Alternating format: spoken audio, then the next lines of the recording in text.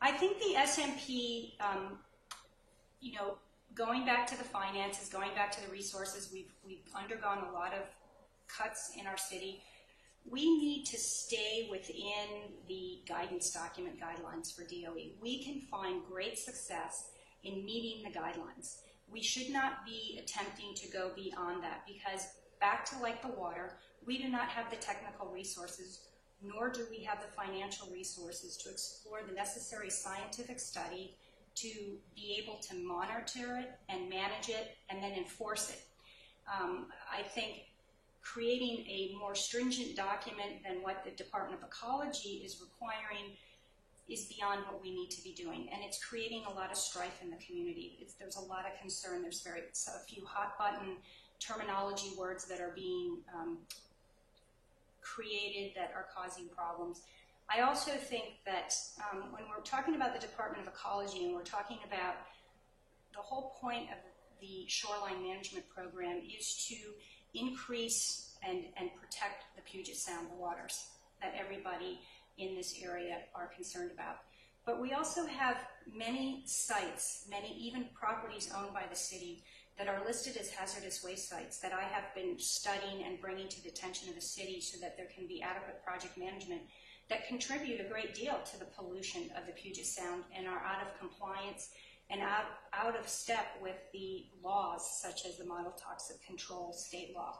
So when we are looking to balance the health of the Puget Sound, I think we need to look at a bigger picture, and that might help put the proper perspective on the SMP process. And if we work and if we keep community as a priority, I think we can really achieve a good product, knowing that let's create a different process than what we've historically been doing. It is an essential part of being an island community. We do need to come up with a plan and a program that is renewed every 8 years, not only because it's state mandate, but because that's a good way for us to check in with one another and make sure that our city regulations and those within that the state is mandating, that they do mesh and support what our citizenry wants. I think the other piece is right now, because it's such a hot point of contention, the process, and I am talking about the process, not the decisions, because I don't think the decisions have been made, and I feel quite confident as I listen at all the city council meetings and the shoreline management planning discussions and so forth. The decisions have not been made, so this is a process. I think the process as it was envisioned and seems to be playing out, I have a lot of confidence in it.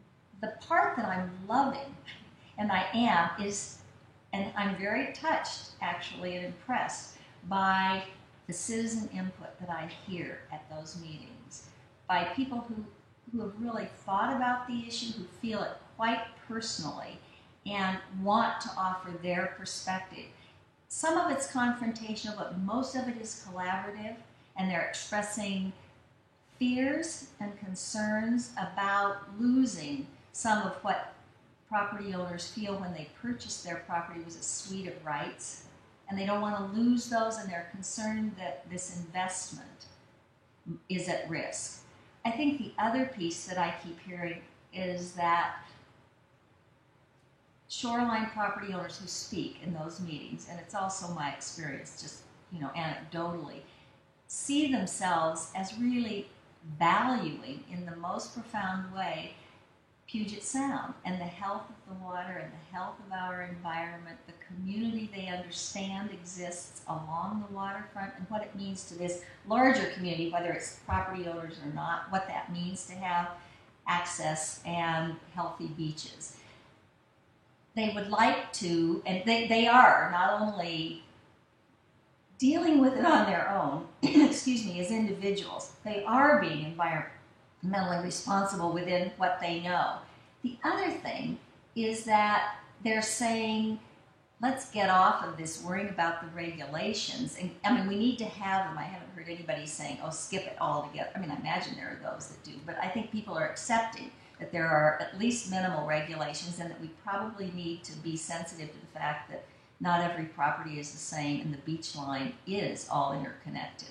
But they're also saying, let's get on with teaching one another, learning how to be the best stewards of the land that we have and of our beach access. So it seems to me that over the course of the time since this began, sometime like last November when some of the committees were first developed, the emotion attached to these concerns and this conversation have gone up and down. And in the last couple or 3 weeks, my sense is that some of the anxiety is diminishing. Doesn't feel like it's resolved. There's no resolution. But people are speaking.